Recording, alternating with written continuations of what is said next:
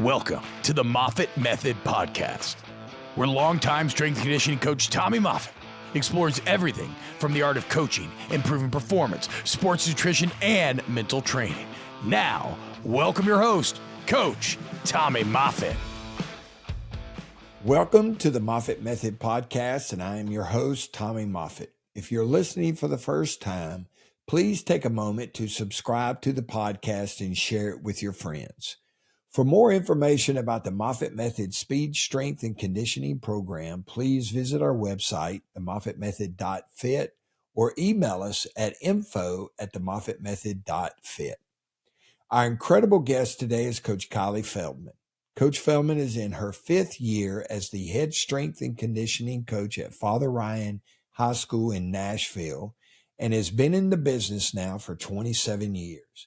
She has worked as a graduate assistant at the University of Colorado, assistant strength coach at Northern Colorado, the Air Force Academy, Oregon State, the University of Washington, and Auburn University.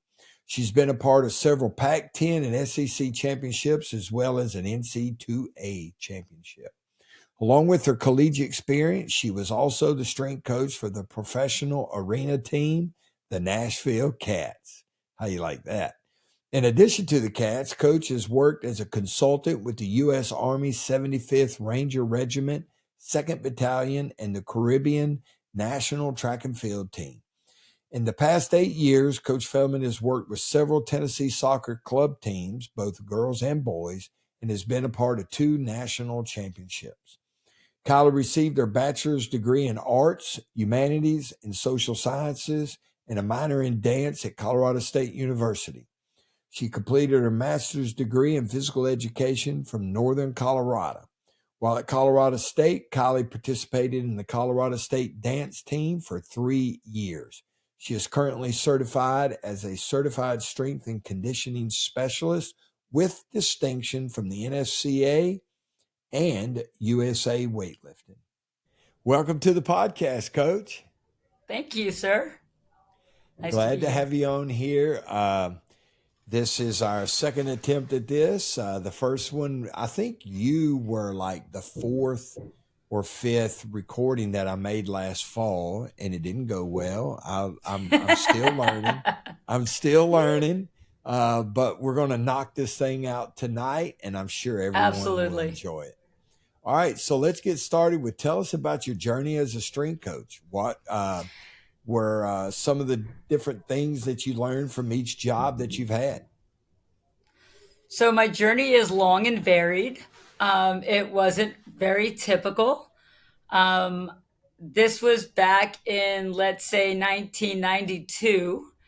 I was on the dance team, and back in those days, the word athlete was used in different formats. Some people thought things were more athletic than others. And so I had always loved weight training, and I was on the dance team at Colorado State. And I was a dance major in college. And when I graduated, I fell in love with strength and conditioning. And I walked up to, I had moved back to Boulder. My mom had passed away. And I worked with club sports at CU for 6 months and did some great work with them, conditioning and doing some plyometrics. And again, this is late 80s. So, it's not as open with like the research and everything that there is now. So there was a lot of trial and error. And I walked up to CU's strength coach, brand new, Doc Crease. And I just walked in all bebopping and all just excited. And I was like, hey, this is what I want to do. I want you to teach me. And he kicked me out of the weight room the first day. And he did that quite a few days, actually, because at the time I was, I didn't weigh very much and I was really bouncy. And he was like, tell me your background. But I'm from Brooklyn and I'm an alpha, and I wasn't going to let him say no. And so after about 6 days of this back and forth, I figured out that I could computerize all of his filing system, because back then he was writing workouts up on the whiteboard like in fraction form. And I was just like, I had like a whole summer of computer work, and I was like, I'll do all your files for you. And all of a sudden he was like, okay, wait a minute. And he also liked the fact that my dad was in the music business, and he loved my dad's music. So he thought he could kill two birds with one stone and meet my dad and have me working there. So I got a part-time job, and it allowed me to be there for 8 hours a day. And he put me through a ringer. Before there were the protein stations and the shake stations, we had blenders and 2-ounce Dixie cups, 8 hours a day making protein shakes for 120 football players, for like painting bumpers, cleaning up. He just gave me such grunt work. And 6 months later, I was just like, I proved myself to him. He certified me and gave me my first team. That is awesome. So now the protein shakes were in 2-ounce cups. Those are like Dixie cups. Yes, they were. That's amazing. Yes, and I literally got about maybe 2 to 3, maybe 4 cups out of that. And it was almost 8 hours a day doing that. Yeah. Yeah, that's really funny. glad that's improved by then. Yeah. So there was a guy, I didn't ask you the last time, but while you were there, did you ever meet a guy named Chris Lemming? Chris was from Murfreesboro. He met Doc when he was coaching at Middle Tennessee, and Chris was a hammer thrower for us at Tennessee. Then after graduation, he went to Colorado to work there for a while with Doc because he had known Doc since he was a kid. And so when Chris came back, when he finished his time at Colorado, he came back and he said that while he was there, one of his jobs was watching the fruit. They would take a box of fruit and put in the locker room. And he would say, Chris, you go watch the fruit. And so Chris would stand over the box and watch the fruit. And then there was a guy named Donnie. Donnie Mabe. Donnie Mabe. He's That's amazing. Right. Yep. Yeah, who's at Texas now. So Chris said that when they were, before the workout would start, he would yell at Donnie and say, Donnie, turn up the jock rock. So those are a couple of old Doc Priest stories that I thought I would share. But a great man. Yes. A great man. Doc, I mean, he could motivate a corpse.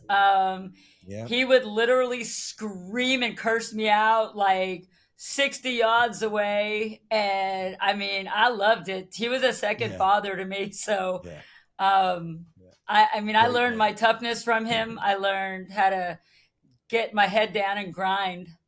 Yeah. Great man, great coach. So after I had I did 2 years at Colorado, and I finished my master's at Northern Colorado under Coach Joe Glenn and Marty English, who was the strength coach and linebackers coach. So I did about 1.5 years there. And from there, I wanted to continue to learn under people. And I moved to Colorado Springs and worked under Alan Hedrick, and another one of my absolute mentors. Such a great man doing innovative things back then. Yes, with all the dumbbell complexes and stuff. Yep. He had a son that had been born missing an arm. And so he created like all this stuff, and he was so far ahead of his time doing that. It was amazing to watch and to learn under him. And then my first job was at Oregon State. And then I was at the University of Washington with Rick Hughley. And, the third one of my mentors. Yes, legends. And again, we're going back to the early 90s, and there were, I believe, 12 females in the country at the time, and 9 of us were working with football. And then after UW, I went to Auburn University got under PK and Coach Yoxel And again, more mentors. I mean, icons at every stop, and to each coach, to their credit, I learned tenacity. I learned how, depending on, when, like, what time of the program I was at, right? So a young coach, you're going to have your bumps and bruises. You're going to make mistakes. You got to learn. There were some highs and lows, but every experience has taught me how to be a great coach. And I credit every one of those coaches that I've been under. And I mean, to this day, like, Doc passed a couple of years ago, and that was real hard. And, Rick Hughley and Coach Alan Hedrick, I stay in touch with them. And to this day, we still talk training. It's great. Yeah. And all of those guys that you mentioned were like serious, heavy duty barbell type strength coaches, that were, I mean, tough guys, man, tough men, tough mentors, and, and people that I looked up to, so back then, this is pre-internet, and there were not even a lot of weightlifting or strength and conditioning texts that you could get. And the only source of information that you had was I guess they came out quarterly or maybe bi-monthly, and that was the NSCA journals.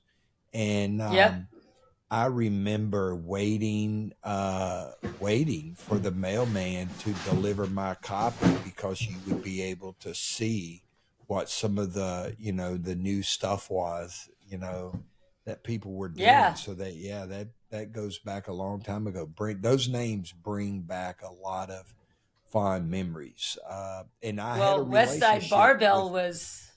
Yeah, that was West at the Side Barbell was big at UW for us. Yeah, yes, it was, and that brings back a lot of really fond memories. Because I had a personal relationship with each one of those coaches that you mentioned. Yes, you did. And they were all really big mentors for me growing up. And not to put you on the spot, but they had given me your information, and I'm not sure if you remember, but we had about a 45-minute conversation way back when, and I picked your brain, and oh yeah. It was at the end of my UW stint, and I had reached out to you, and you were super gracious, and we talked training and principles and ideas and personnel and personalities, and you were a great resource as well. So thank you. Yeah, well, thank you. Yeah, so Rick, and I don't know how I met Rick. I'm sure it was at a summer conference or something. But he was always very generous to me, and he did a great job of programming. And I had a copy of one of his programs that he used for football, and some of the stuff that I still write up today was based on some of the stuff that I learned, from his layout and his training template. So that's amazing. It brings back some good memories. So, of all of those men, who probably influenced you the most in how you program today, and why?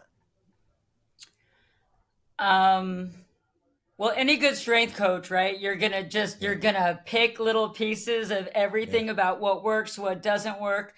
One thing, and the University of Washington was a very big learning curve for me, right? When I think back, I did a lot of school jumping and like the next best thing, and because when you're in your early 20s and you have like these delusions of grandeur of where you think you want to be, and trying to get there, there was a lot of powerlifting, and then there was a lot of Olympic lifting, and then there was more sports specific, and then there are teams where you have strength and conditioning, and then you have like more Olympic sports where it might be more conditioning and strength. Mm-hmm. And so I really learned a lot about that. It wasn't till I got to Auburn and I really started developing the strength movements and the plyo movements together and how to marry that. I mean, everywhere I've been, I mean, I can pick Joe Ken, I can pick Bill Gillespie, I can pick off, it's been 27 years of being around the best in the business and just, when people go on vacations, I go to weight rooms. Anytime I travel out of state, I used to go to, everyone's got these vacation shots, and I have photo albums of weight rooms that I would Coach Dana LeDuc back at Miami all the way back in the day. And, Rich Tootin with the Broncos. And I would just literally pick so many things. So to say that there's one coach, I would say that there are just too many as long as I've been doing this to do. No, that's cool. And you know what's neat is today young strength coaches get on their cell phone and look at Instagram and Twitter and come up with all these bright ideas. But I'm not going to say back in the old days, but a long time ago, the only way you could do that is by visiting facilities and, calling coaches up on the phone and leaving messages and then going to visit them in person. And that's how I got started in the profession as well. I think social media is a great tool, but what we have lost is that human interaction and connection and mentoring.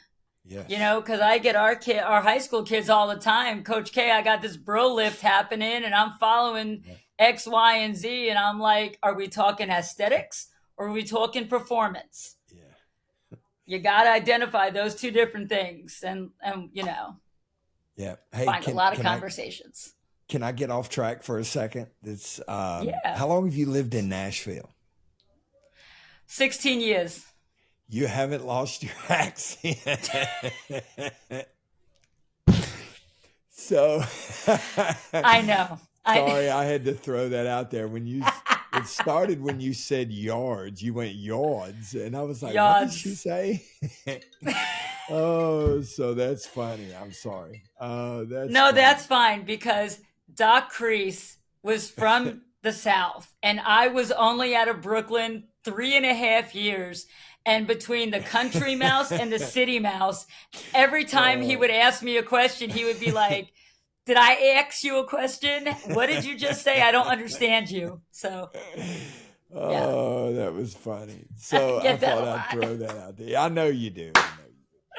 That's awesome. Yeah, so let's talk some Father Ryan High School. So for the guest, love it. For our guest, Father Ryan is a school. It's a private school in Nashville. It's co-ed, correct? It's a co-ed school. Yes, ma'am. Yeah. And so they were an arch rival for me when I was in high school, their wrestling program. And still, Coach Simpson is still the wrestling coach there. GOAT. And yes, phenomenal high school wrestling coach. And he and my high school coach, they were tight. They were friends, but it was a rivalry. To get to the state championship, you had to go through Father Ryan High School for us, the people in Middle Tennessee. So, but anyway, it's a great school, great athletic department. And so let's talk about that. Sure. So let's start with how many teams do you work with at Father Ryan, and what's the total number of athletes that are in your program? So as a head strength and conditioning coach, I work with all the teams, 28 to 30 sports.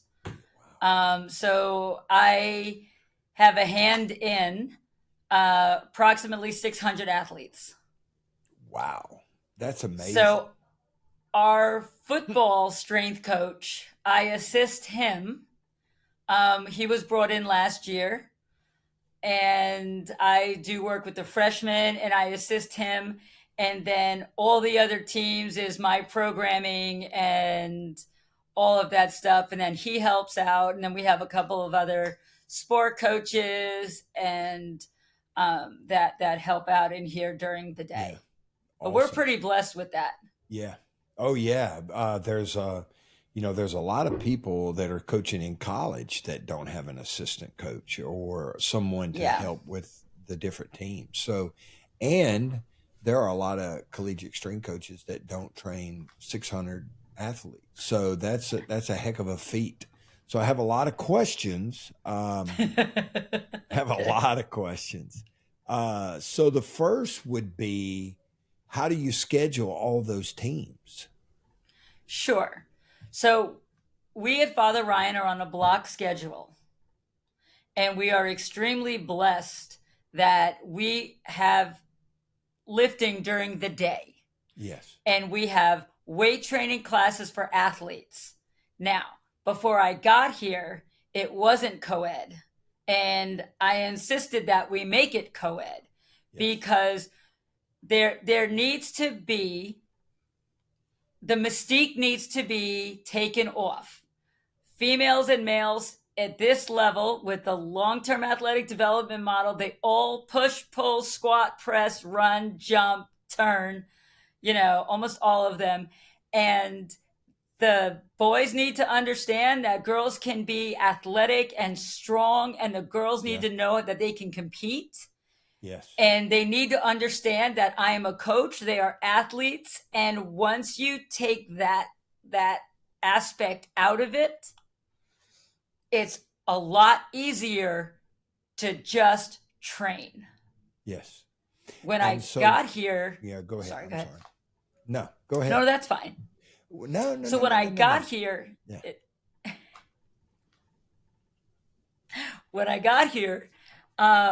it was, here are my expectations. Here's what we're going to do. Here's what we're not going to do.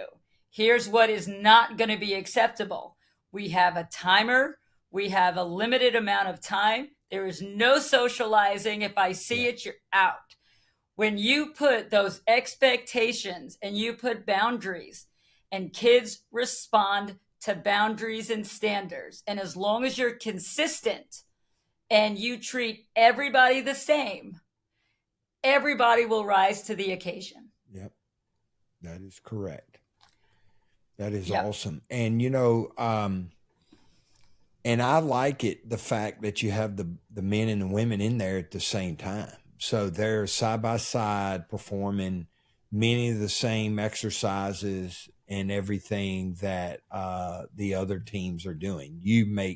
And you were clear, but I just want to make sure that they do the same thing, correct? Both men and women. Yep. Now, do y'all have lighter bars for the young ladies and the younger athletes to train with, or everyone has 45-pound bars? Yeah. No, we have 18s, we have 22s, we have 45s. Cool. And when I want to say like the tier system, like Joe Ken's tier system or zero block, or, those terms are being used and changed by each individual coach and what it means for others. But we all start, with the body weight, then the dumbbells, and then the bars, and, PVC pipes and sticks. And then we progress, but we've got a lot of female athletes that are with the 45s plus. And I've got a few of our, younger male athletes that stick with the 22s right now. So, it's just an athlete thing. Yeah, so y'all are well supported by the athletic department there that you have that. How big is the weight room? So it's approximately 5,000 square feet. We have 22 racks, 12 full racks, and then 11 half racks. I will say that I am beyond blessed. I mean, we have floor to ceiling windows. There are trees everywhere. It's naturally lit. There's space. The problem we have is from my first year here, there were quite a few injuries before we got here, and knock on wood, there are very few now. but now we are almost at capacity with our weight room. So we have weight training classes, first block, second block, third block. Our fourth and our eighth block are female sport teams and male sport teams. And we'll have weight training classes, fifth period, sixth, and seventh. And then eighth and fourth is pretty much like the end of the day. And if, like our fall teams, we have soccer, basketball, and volleyball for our girls' teams. And for our boys' teams, we have football, basketball, wrestling. And they are in those athletic blocks. Right. But then as soon as school ends, I'm actually going to just turn you over really quickly. This is the board as an example of our class schedule and then what our teams look like the rest of the day. I see. Okay. Yes. And every 45 minutes, there's another group coming in. Yeah. So now, do y'all have an indoor practice facility or a gymnasium that is adjacent to the weight room? Yeah. So we are in so our school has a little bridge that separates our academic side with our athletic fields.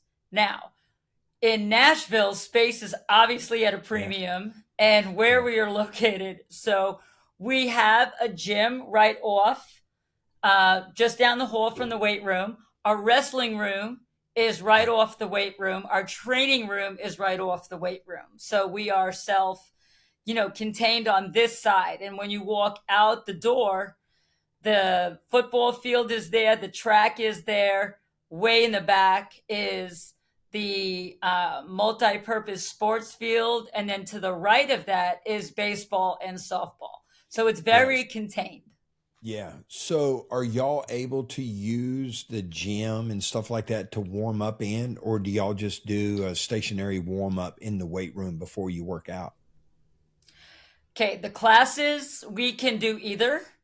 The way our weight room is set up is that our 12 racks are in the center. So I have lanes around the outside. And so we'll do our dynamic and passive warm up in the weight room. But if we're going to do our speed work first, or if we're going to do technique or running form or any of that, we can immediately start out on the football field or the gym. That is amazing, man. Great setup there. Oh, I'm telling you. I've been at Division II colleges. Yeah. This is a nice setup. Yeah. All right. So how do you handle the multi-sport athletes? Like a guy plays, let's say a guy, plays football and then he's a heavyweight on the wrestling team and then he throws the shot or plays baseball in the spring. How do you handle those guys? So we have a couple of different ways that we do that. Okay. So you have the quote unquote club sport athlete, right? So you have somebody who's going to play football and then go play AAU or club or something, right? So we've done, and I'm not going to take credit for this because I believe I picked this up from Cody Hughes. Yeah. This is what's all over our weight room. And it is an in-season training protocol. And so when the kids, so if it's 2 days or more before, then we train as normal. 24 hours, we change it. Game day, we change it. Now, when football players jump into basketball, so when football season's over, we'll give them a few days to a week to get their bumps and bruises taken care of. That's good. And then, and then we acclimate them into our program. And the great part is that our programming is so similar from football all the way through that the only thing that I ever really changed, intensity and volume, Yeah. right? And That's maybe a awesome. little bit more ability. And the plyos I may, pull down to a lower level to support, the training for and practices and as they're getting into their season. And I also say, okay, coach, I'm at the games. I can't ask our kids to work hard for me and not go watch them play. Yeah. So I'll have a great relationship with the training room and say, okay, who's banged up? I'll modify those things individually. I'll modify if we had like a really big, from the basketball players when they're going to, football players and going to basketball. And those kids haven't run up and down a court. They've played football, but they have not run up and down a court. So I'm going to take their volume way down and let their bodies acclimate to that. Yeah. And then supplement a couple of other things that they may be doing. The other thing that I do work on is muscle imbalances for the multi-sport athletes. So if I've got, some kid who's, a basketball player, right, who's a right-handed shot, but in baseball, he hits left-handed. During basketball season, I'm going to do a lot of non-dominant side stuff, actually all year round. So we have that muscle imbalance taken care of before it becomes a major problem. Right. Awesome. So, are there athletic trainers present when y'all are training with the teams? Do you have trainers that come to the weight room just to watch when there's injured? Yeah. Yeah. So they're great in that we get injury reports. Wow. That is awesome. I don't prescribe to the fact where the athlete gets on WebMD from the night before and self-diagnoses himself and says, or herself and says, hey, I've got this happening right now. And I'm like, excuse me, go in that room, talk to the trainer, and then they'll come back and tell me what they can and can't do. Because either if you're dead or you're in a coma, you cannot train, and I get that. But if we are banged up, there are so many modifications that we can do. Yeah, right. And the thing that we like is that the coaches and the trainers and us, we all talk. Yeah, so there's nobody falling through the cracks. Yeah, and that's important because those athletes that don't like the weight room naturally, they'll try to find a way to get out of it. And it travels the path of least resistance. They know who they can go to get out of it. So that's good. Right. And because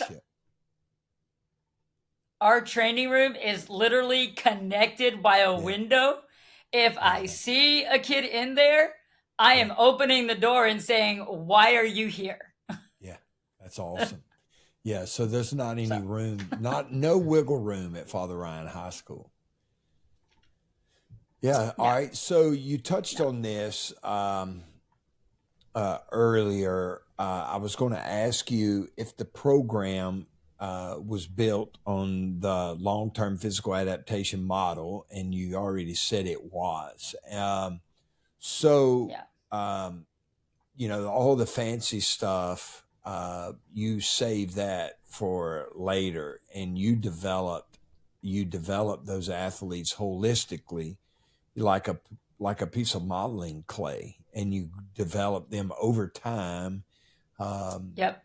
To the point where by the time those young men and young women are seniors, they've got a training age that is at least 4 years old.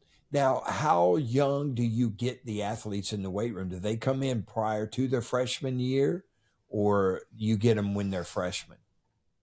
Well, Father Ryan has something called like Catholic wrestling, Catholic baseball, Catholic football, Catholic soccer. We're developing that more and more because we don't have a middle school for that. Oh, see, I didn't know that. I did not know that. Right. Yeah. So we have schools like St. Henry's, St. Matthew's, and we have kids that come from all around, the country. And we don't have that middle school like that some of our other schools in Nashville have. Yeah. So once they, that transition 8th to ninth grade, we'll offer clinics. We'll offer for our our Catholic school programs. Right. We'll start introducing movement there. I see. So when they get here.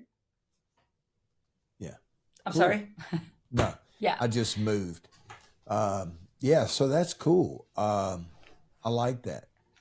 And so they can come during the summer. Y'all kind of have like camps and stuff that they can come to in the summertime. Yes. And so their freshman year, unless they're on a team in the fall, they can't take weight training. So what I do is Tuesday, Thursdays, I offer a freshman 0 block lifting. And it's an intro to movement. And I did that this summer for any incoming freshman that thinks that they wanted to play a sport, that they could come in, and we had once a week where we introduced the weight room, we introduced movements, we introduced patterns, and we are working on developing more of a website that, we videotape our lifts and things like that. And so we're evolving that way. Okay, good. Yeah. So have you heard of Team Builder or, any of those? That's what we use. Yeah. Yeah. That's awesome. Yeah, that is super. I wish, I thought about it. There were times where when I was at LSU about, products like Team Builder and the other ones that are available, and I'm just never adapted it. But now looking back on it, that is one of the regrets that I have, was not adapting something like Team Builder sooner and using it, because it's so good for your football recruits, your signees, and when athletes go away for the break and for the summertime. And if you have an international athlete, it's perfect, because when we had our international athletes, when they would leave, they'd be gone for the entire summer and unable to train. So that's one of the things. So that's really neat that you're doing that. I have so many questions. They're just flying through my head because it's super cool. So are you able to spend time working? And you said this, but how much time do you get working on sprint mechanics and your speed work? Because your workouts are 45 minutes long. So you got to be super organized, and you can't do drills and plyos and that waste time. But how much time do you get, and what all are you able to get done in that time frame? So our weight training classes are actually 85 minutes. Oh. And so, So and it's the we team get them classes that are only 45, correct? Right. It's the afternoon classes, but those afternoon team times, they're in their sport practicing and warming up. So you don't have to do that. Yeah. I do it anyway. So if basketball will come in after practice, right? And so we have again, shout out to Team Builder and Tyler for helping me, because I am kind of a dinosaur, and it's taken me quite a while to understand the ins and outs. And we are also starting with VBT, and that is Coach Copley's, baby that I'm learning to get us up to speed with that.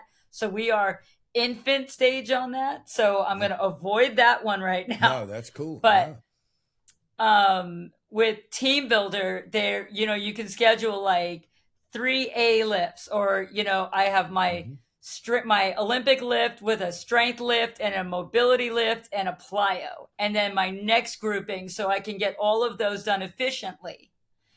I can warm up with my sprint mechanics. I can do my lift and my plyos, and then take them outside and then work on some things. It depends on the time of the year. Right. It depends on where we are, in the afternoons, with girls basketball, with soccer, I can go out there. and do some great agility training with them. I mean, the coaches do some, but some of them would prefer me to do it. Yeah. And if the time allows it, I'm all in. That is so super. It's very efficient. Yeah, that is super. And with 85 minutes, you can get a lot done in 85 minutes. All right, let me ask you about your 45-minute sessions, when teams are Sure. with their sports. So I was talking to my son, I guess it was yesterday, we were talking about in-season training. So for us, so let me back up. When I was a high school coach, from the time the kids got dressed until we were through, I probably had a window of 35 to 40 minutes to actually train. And that was warming up and then working out and then finishing and then, saying, okay, y'all run and get dressed and don't be late to class. So we tended to train more often during the season, and we might train, 3 or 4 days a week in season. And I just made sure that we didn't do any heavy, leg training and stuff like that too close to competition. But then when I got to college, you had the, either the 20-hour rule or the 8-hour rule, depending on what time of the year it was. So in season, the coach would say you have 40 minutes to train on Monday and 40 minutes to train on Thursday, and whatever you do, don't go over. So I only had 2 days a week in season. Do you find yourself training more often than 1 or 2 days a week in season because you only have 45 minutes to train, or do your teams only train once or twice a week? Well, okay. So there are times where a coach will look at me and say, you got 22 minutes plus warm up. Yeah. So, okay, good. And that's the case. I'm hitting their warm up.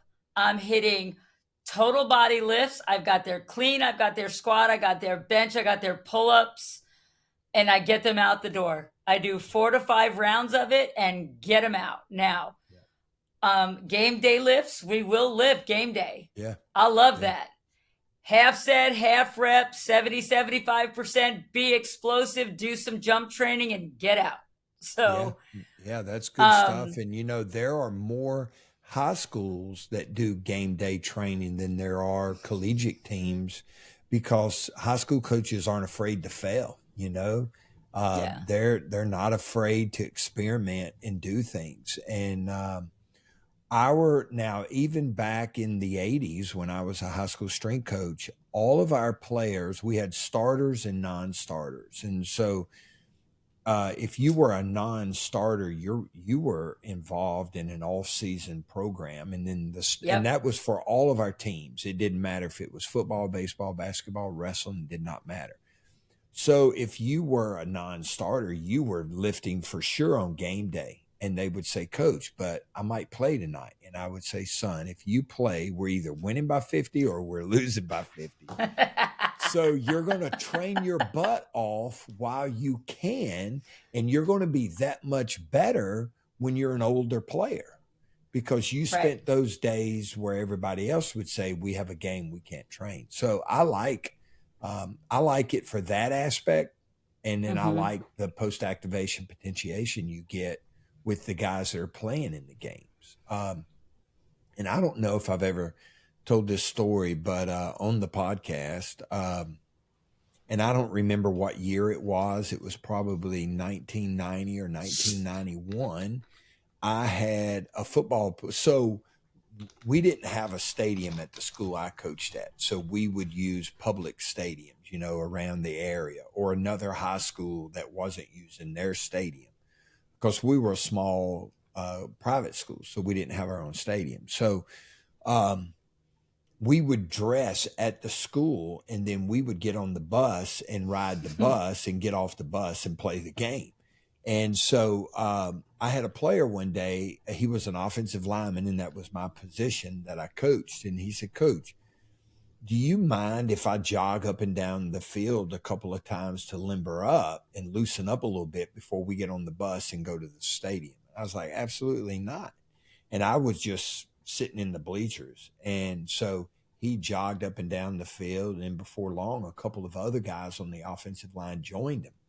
And then he told me after the game, he says, Coach, I think that jogging helped, man. I felt great tonight. And then before long, we would have a group of guys and they would get out on the field and they would warm up with speed improvement drills and then, A skips, ham kicks, and, all that type, high knee pumps and all that type of stuff. And then then it went from jogging to striding, Right. and then a couple of sprints.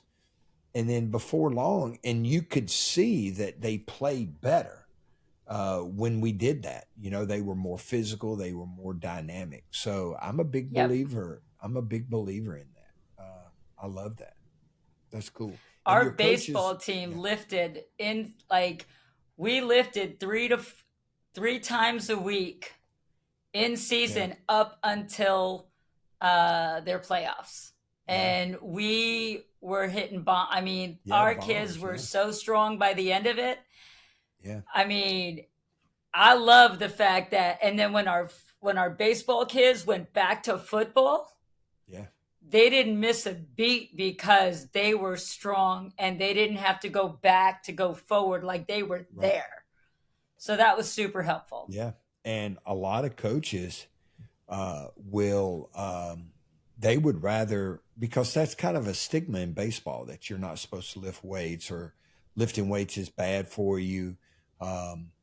And so a lot of coaches would rather their athletes not play another sport because they're afraid that they're going to miss out on training or do something that's going to prevent them from playing their primary sport, be detrimental to it. So that is awesome that you have the support of the coaches there at Father Ryan that allow you to do that.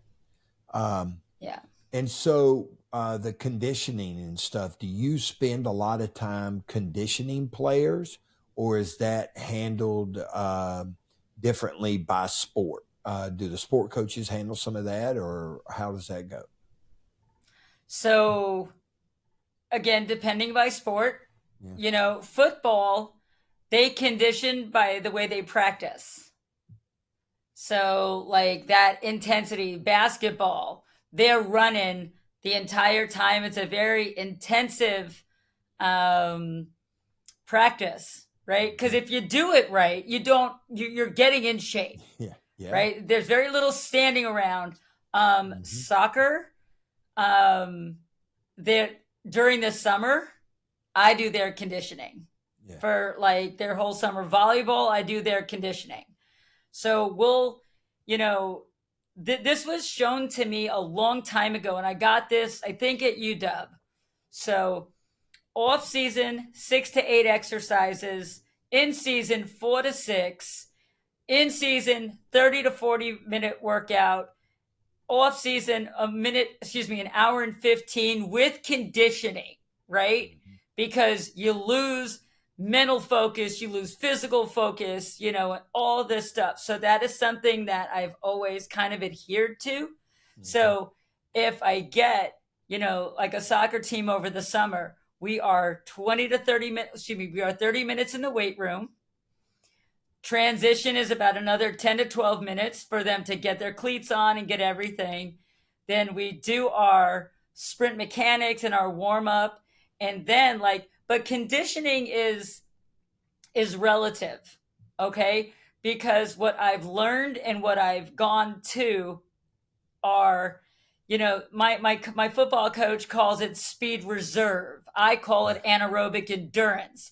I don't do long distance. I do a crap load of sprints. Now, I had a group of athletes that I have had since they were 14 years old. And every break, they come back to me on Christmas and summer. And this is the first year that it changed a little bit, but it was always soccer. And then I started getting more football guys coming back. And I would spend, my summers getting them ready, right? For soccer preseason. Those tests are ridiculous. Not ridiculous, like bad, but ridiculously hard. Yeah.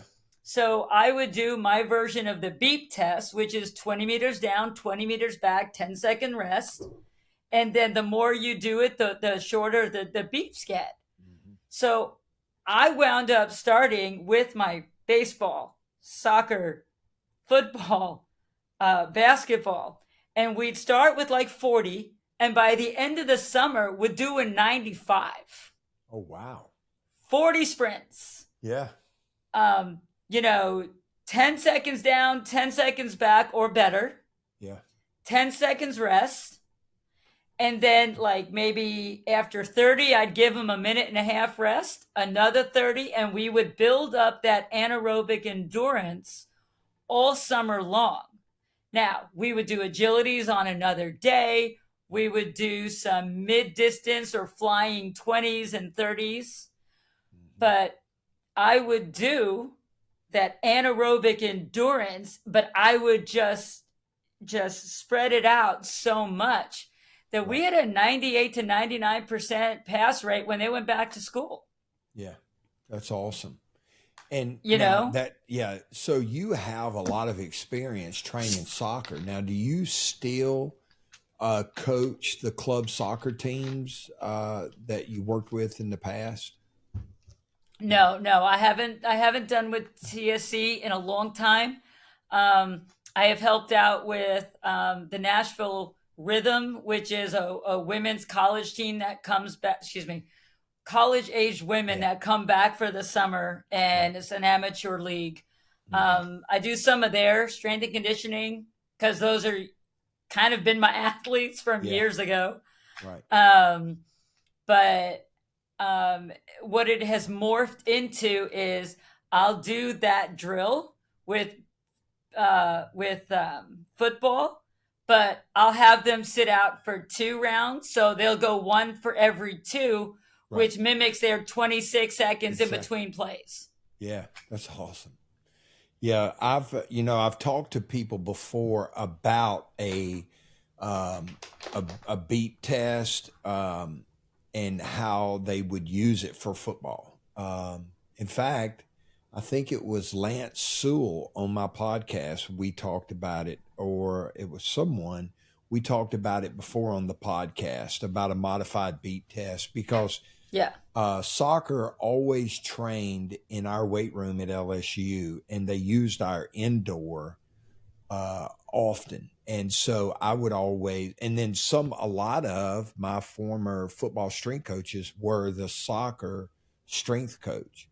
So I used to watch them run the beat test, and it was always a British accent. They'd play it over the speakers.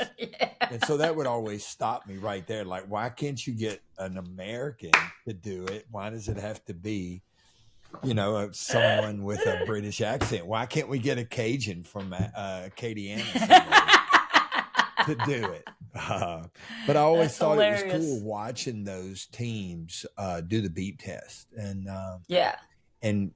often thought about how we would use something along those lines. And what we did, we ended up taking a lot of GPS data, and then we just made something that was it simulated the 4 quarters of a football game, the different series and different distances, and the rest periods varied. And you could either walk back, you had anywhere from 30 to 40 seconds rest between plays. And so we did something, it was similar to the beat test, but it was different. There wasn't a British woman on there and the beep. But it was always cool watching the soccer team do that.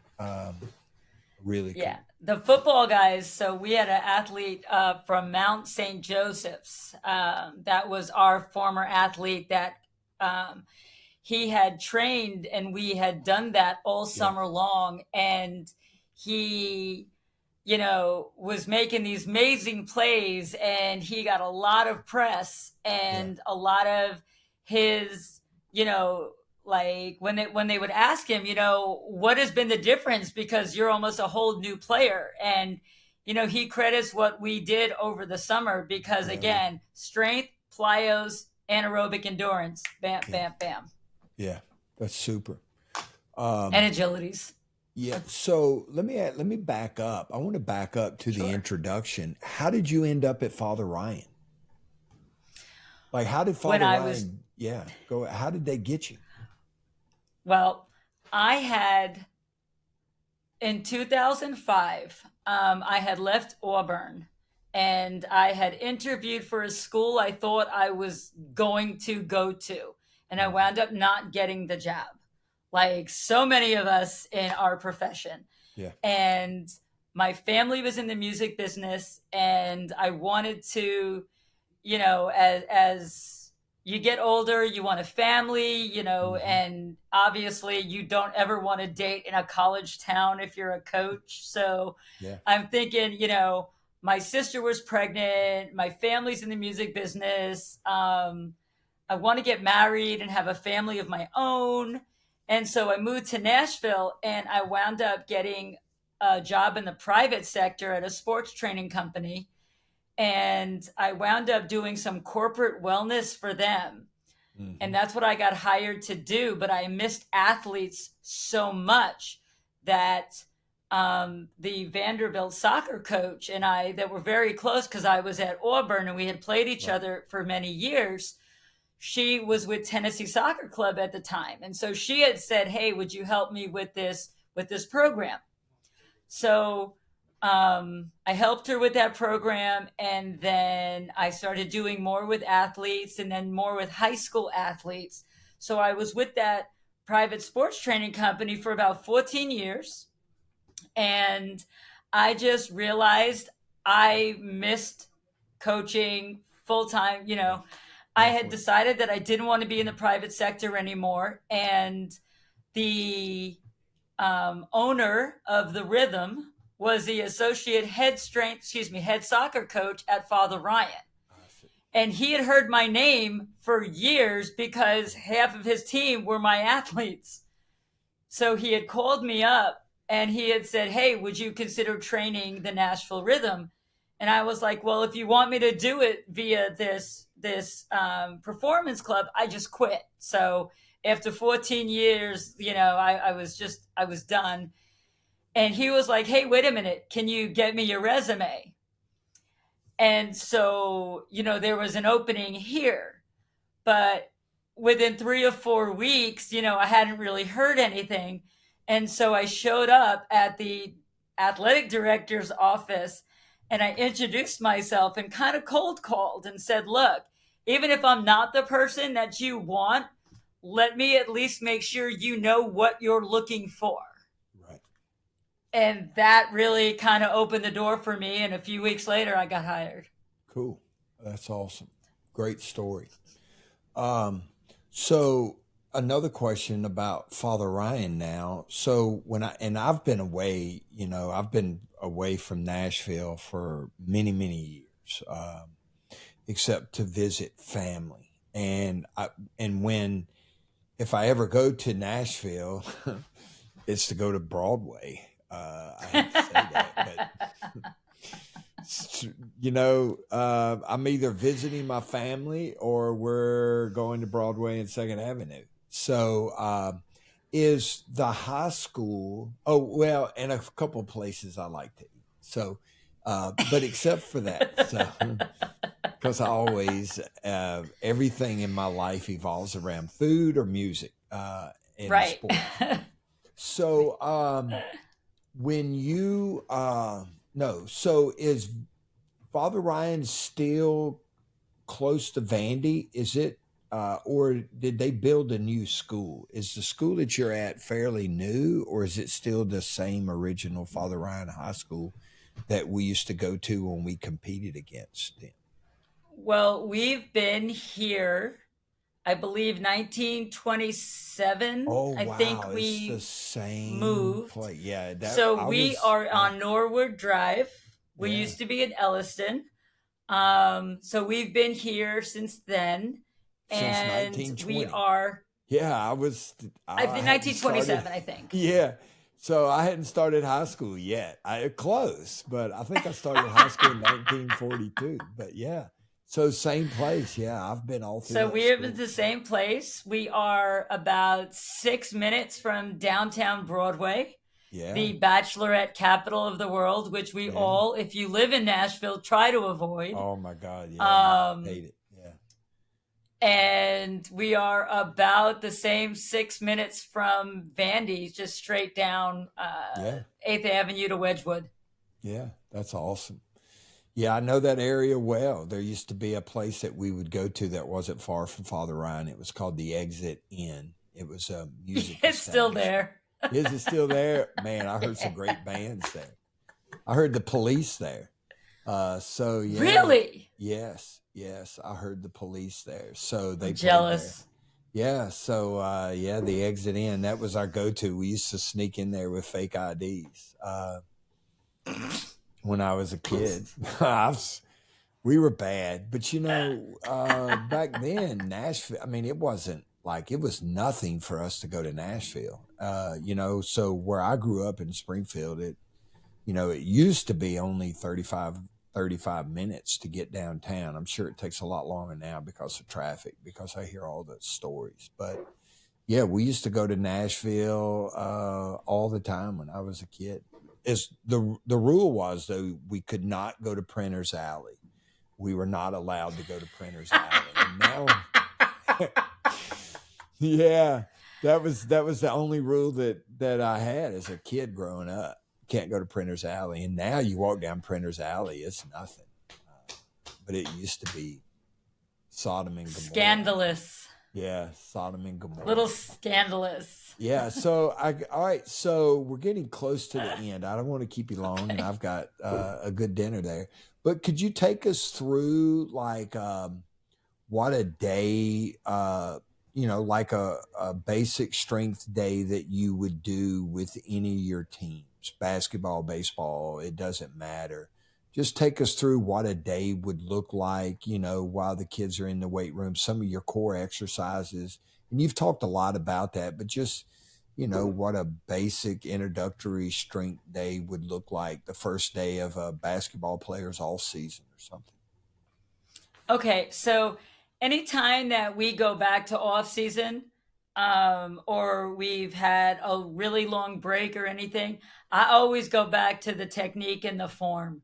So I always we have our warm up, whether it's plate drills that I was introduced to back at UW and that I use. It's a core rotation with a plate, and it has there are about 12 different exercises. So it just warms up everything. Yeah. And that's kind of funny that I've kept it since 96 as a warm up. But it works. Right. So that's whether awesome. It's, we'll do jump ropes into like squats, and we'll do an active passive warm up or something like that, active dynamic warm up. We will go right to an Olympic lift, whether it's technique, whether it's like a push press, hang pull, jump shrug. We'll pair it with like a low level plyo, whether it's, a jump rope for again, we're talking like off season. Yeah. Going this is over a basic progression. Yeah. Yeah. That's awesome. Yeah.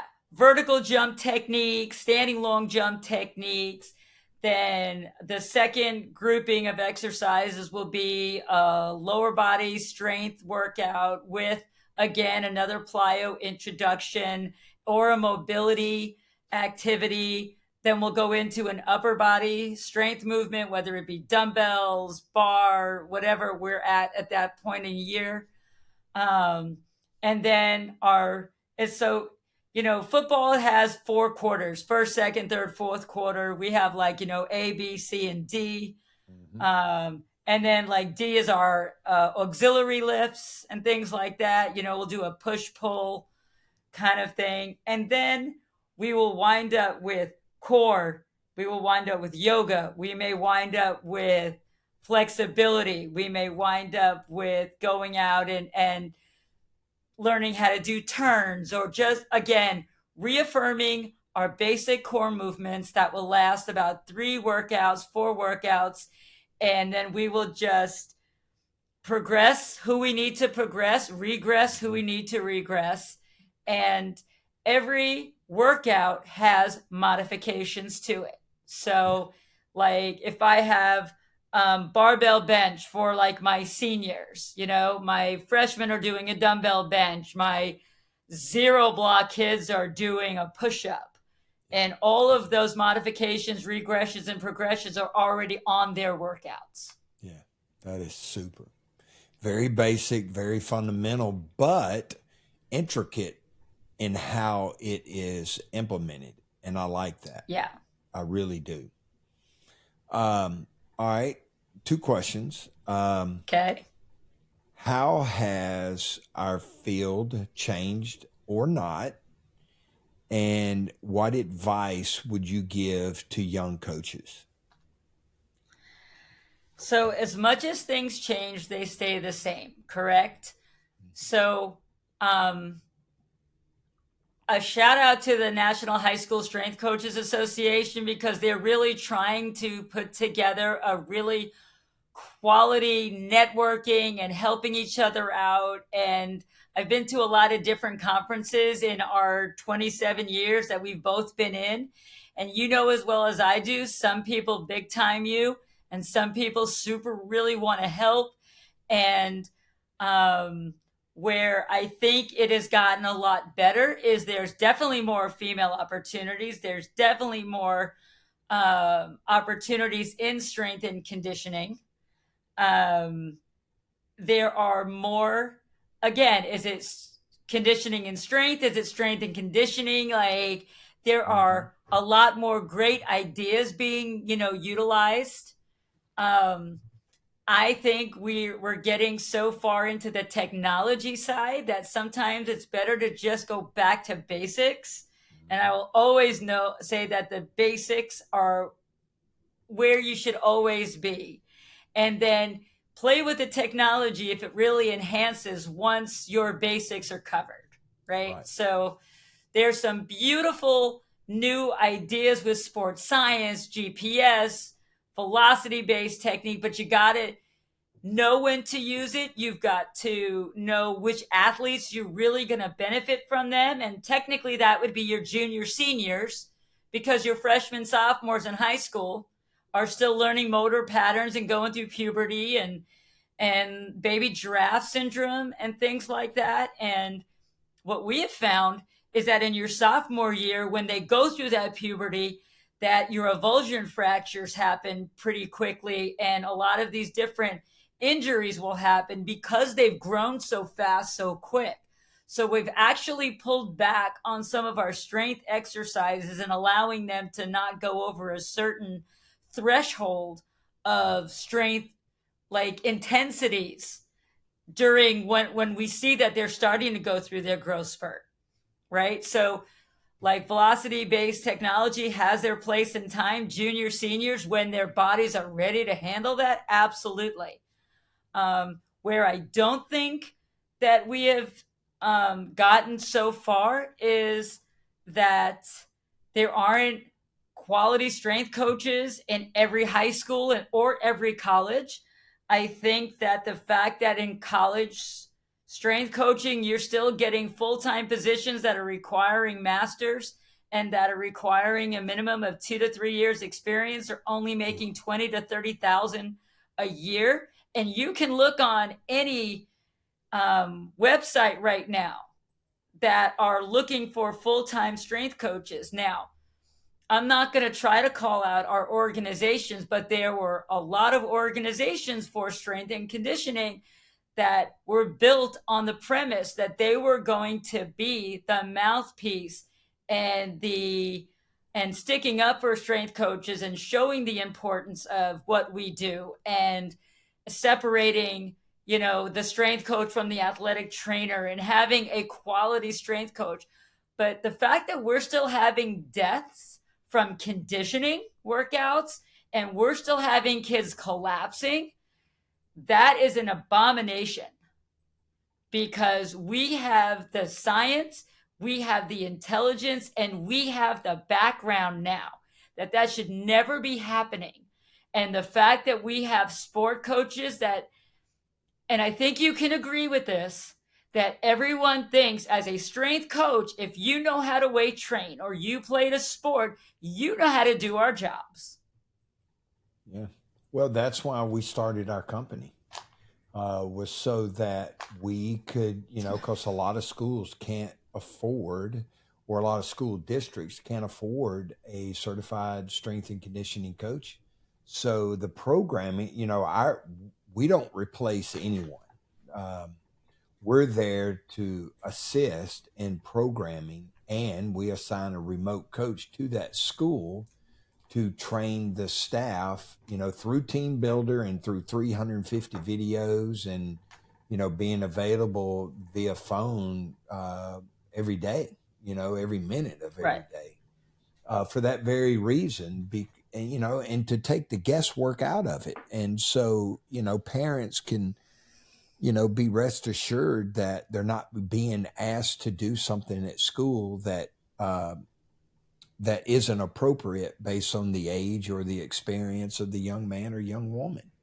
And so, you're correct. And you know what? There are a lot of people that have been very open to us. I got a phone call today from a high school coach who said they have a full-time strength coach, but that they just hired, but he's young and he needs help, and would I be willing to help him? And I said, absolutely. So we scheduled a phone consultation, and we're going to set him up, and we're going to get moving, because it's one thing to be a collegiate athlete, but it's a completely different order to go into a weight room, your first job out of college, and have 600 athletes or 400 athletes or even 100 athletes. Right. I remember the first, and I hadn't been coaching 3 days at John Curtis High School in New Orleans. I hadn't been there. It was our first day, and I had a track athlete. I said, I went over the workout. Here's what we're going to do. And I had a track athlete go put a weightlifting belt on. And so I said, what are you doing with the belt? And he goes, well, my father said to never squat with or lift weights without a belt. And I said, we're not lifting weights today. And he goes, I don't care. My dad said to never lift weights without a belt. And I said, we're not going to lift weights today. Like, we're going to go over technique. And, that's unfortunately that's the way it is a lot of places. First day you show up, you max out, but, and so, no, I trust you. I believe you. I like that. You got fired up. I do, because I would push back when I keep hearing people say they can't afford a certified strength coach, right? How can we afford not to at this point? Exactly. Yeah, exactly. Now, you can take a school district, right, and pool your resources and have maybe a strength coach that travels every couple of days and goes to different schools and teaches the coaches what to do.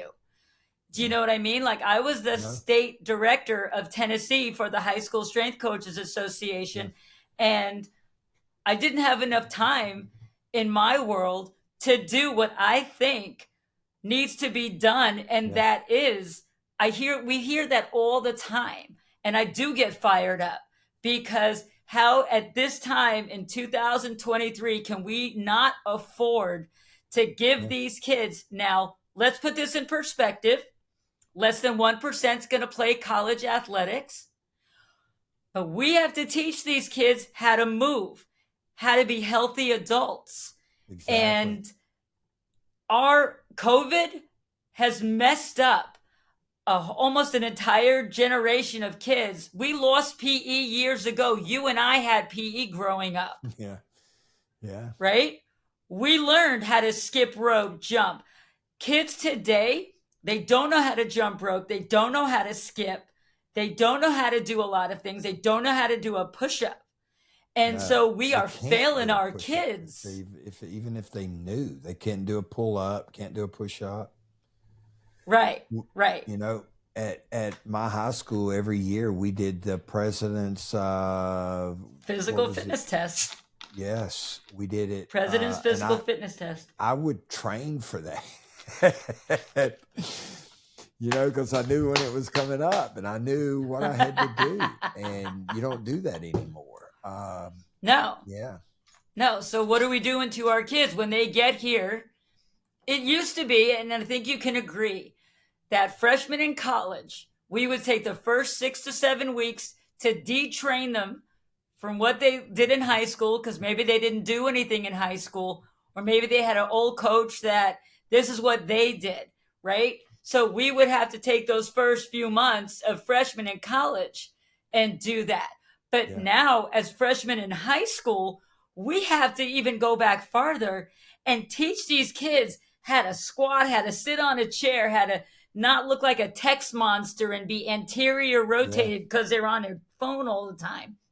Yeah. And we got to do a whole new thing.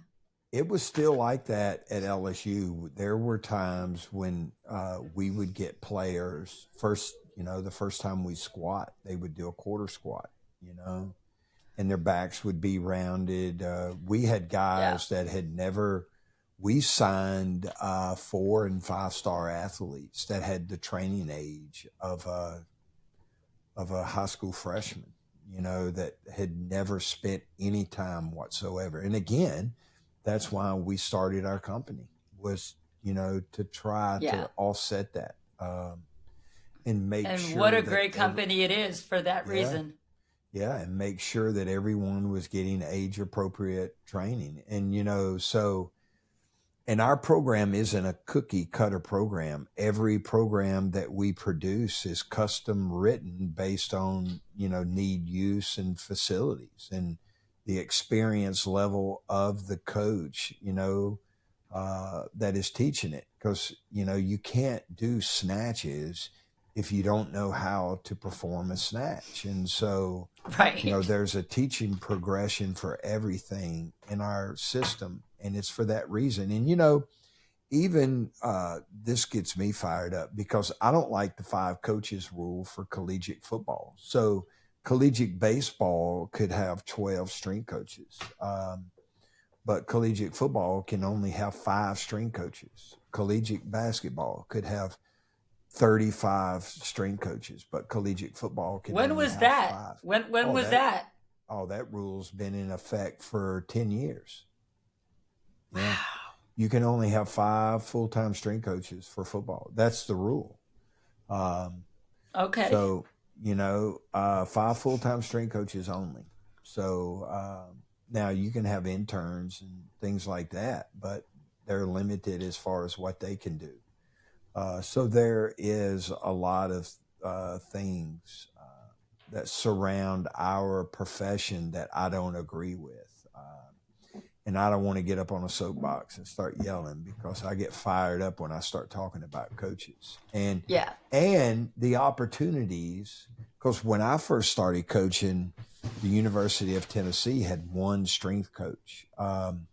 When I got my full-time job at the University of Tennessee, my first collegiate job, there were only 3 football strength coaches. There were 3 guys for the entire football team.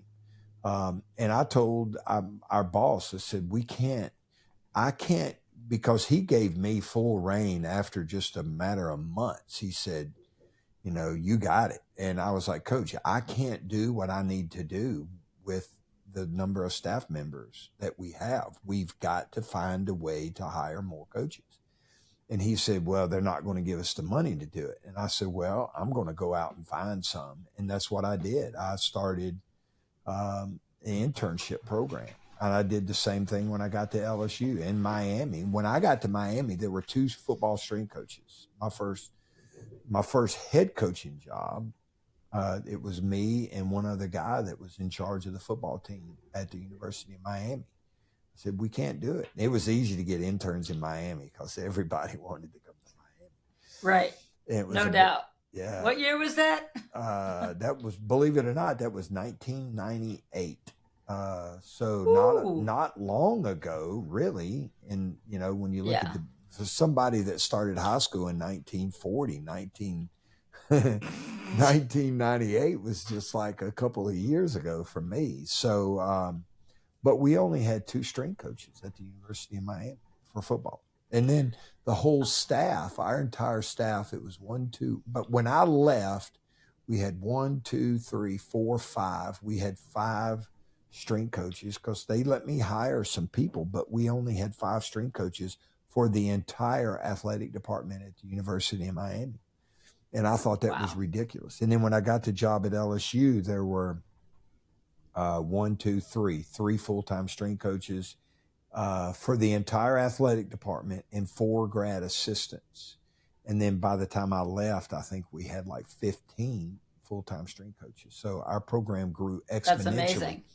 But there's still, when you limit a sport like football, when you limit it to only 5 coaches, because everybody, I can't say everybody, not everyone, but most people, if you had your choice, and no, it's probably not true, but most people, I can't help but say most people want to be a collegiate football strength coach.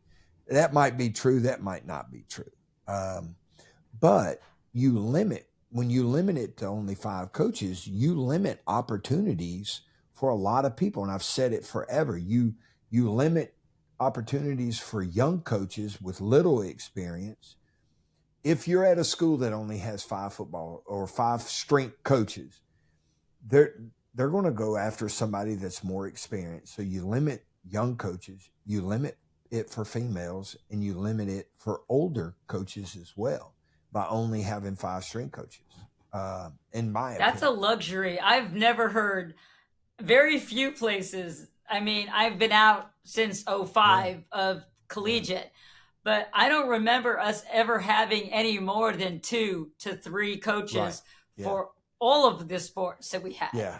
Now so what happened at LSU, I was trying to hire, they would run me out of the administration building because I wanted to hire everybody. I wanted as many coaches as we could get for all sports. We would replace grad assistants with full-time coaches because it got to the point where, the basketball coach says, I have a football strength coach that is doing our basketball team. I want my own strength coach. Right. And I would say, okay, you deserve that.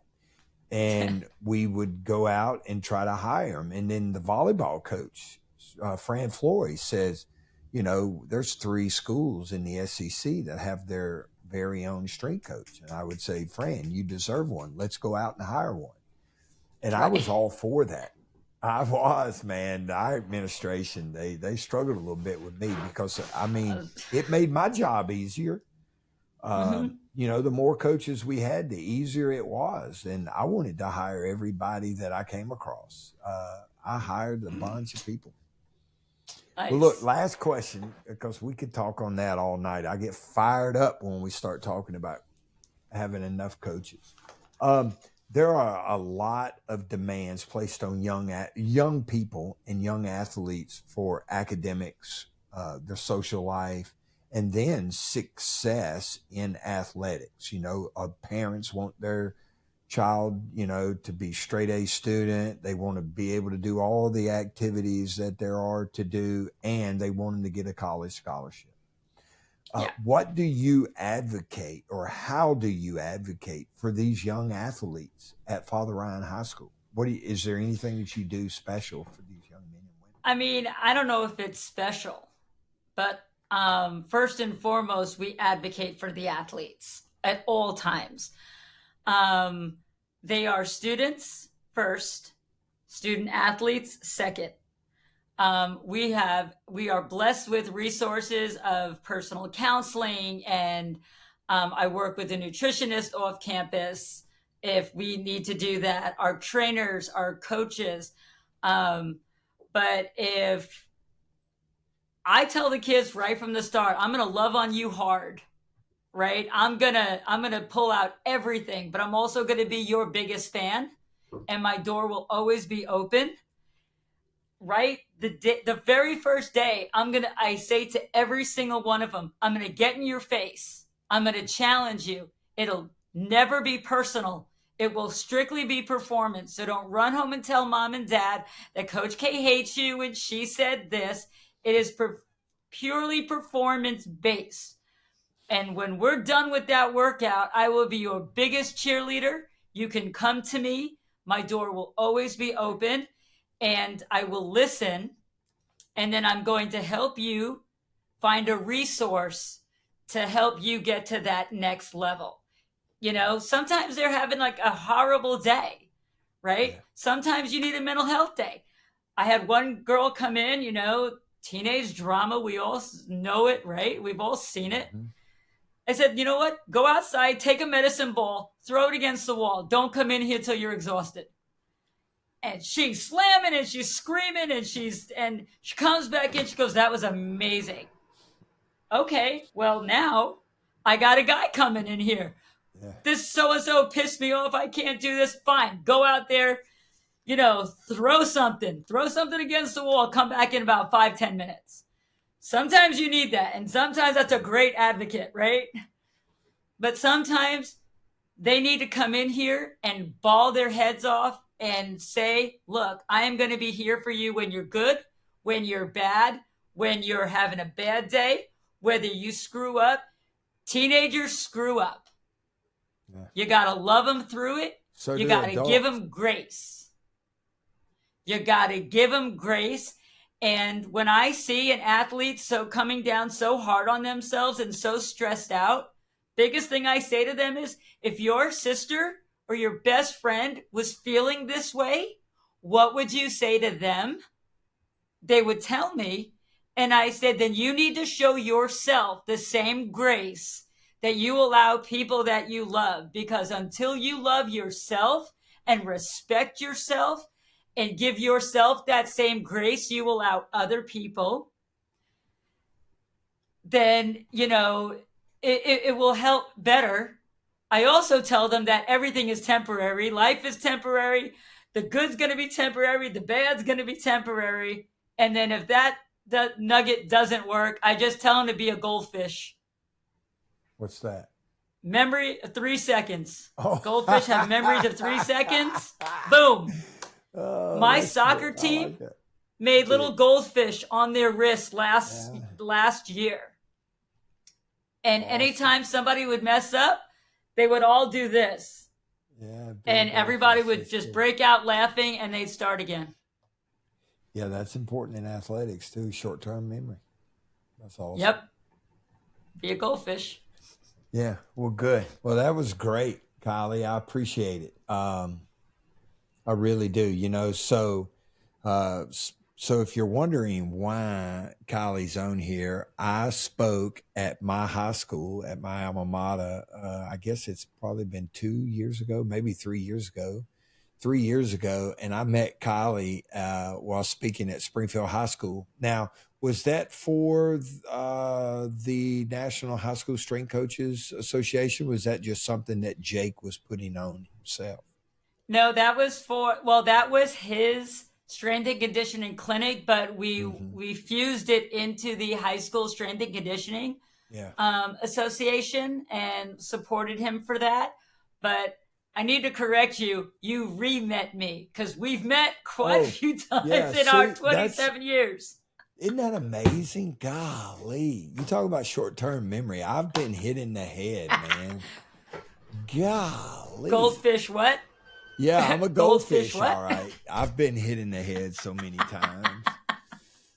I got hit in the head a couple of times. Ask Coach Simpson. I got hit in the head a couple of times at Father Ryan High School, man. I've got hit in the head 2 times with weighted bars, so I'm right with you.